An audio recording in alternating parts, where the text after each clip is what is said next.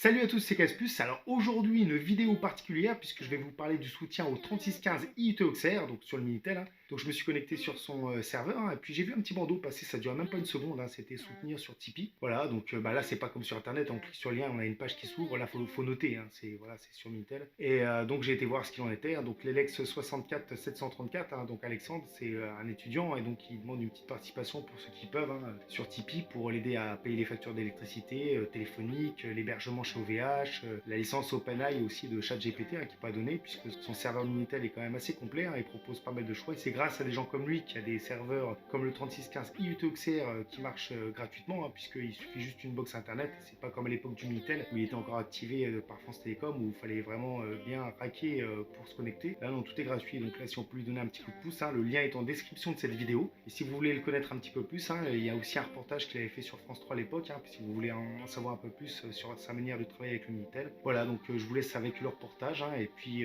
pour apprendre à un peu mieux le connaître pour ceux qui n'ont pas vu le reportage. Et bonne vidéo à tous.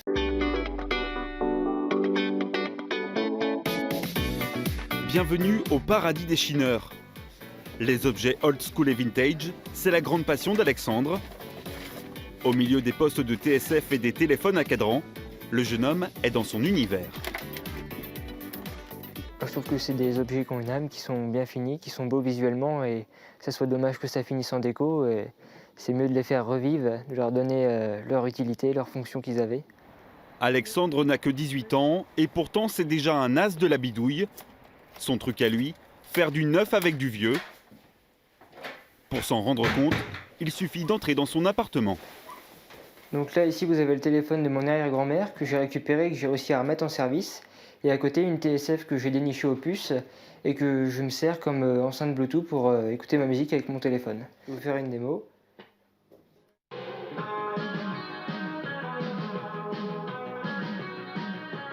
J'arrête pas de démonter, tout ce que je trouve, je démonte et je regarde comment ça fonctionne et j'apprends à comprendre l'objet. Le Minitel, c'est pareil, il était dans le grenier, je me suis dit, faut que je le démonte, savoir comment ça marche, et puis en le démontant, je l'ai transformé en téléviseur.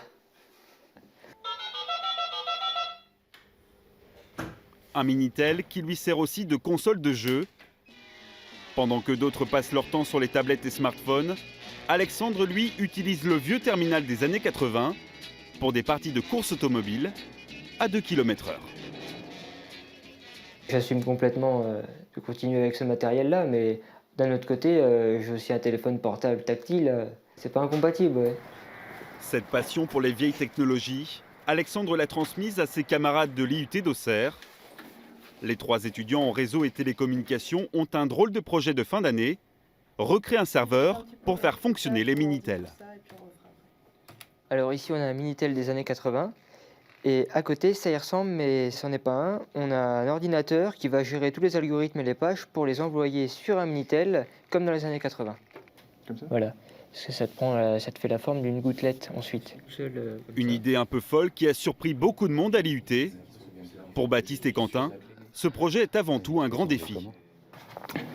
Comment dire ? Bon, alors ça marche pas parce que... Quand Alexandre nous a proposé ce projet, on a été très étonnés. On n'avait jamais vraiment utilisé de Minitel, on connaissait juste de nom. Et du coup, c'est en faisant ce projet qu'on apprend à l'utiliser, comment ça marchait, à s'en servir finalement. Quand tout le monde présente, nous on arrive avec nos Minitel, les gens nous regardent, ils rigolent un peu. Mais on s'en fiche, nous on est là pour c'est de l'amusement avant tout. On kiffe. Un projet bien ambitieux, mais il reste une question essentielle. L'intérêt, il n'y en a pas. Ce qu'on peut faire, c'est juste montrer à quoi ça ressemblait, donner un aperçu de ce que c'était la vie en 80 avec l'informatique en France. Mais c'est une sorte d'hommage de dire, bon, on va pas oublier le Minitel, ce que ça a été, on garde une trace.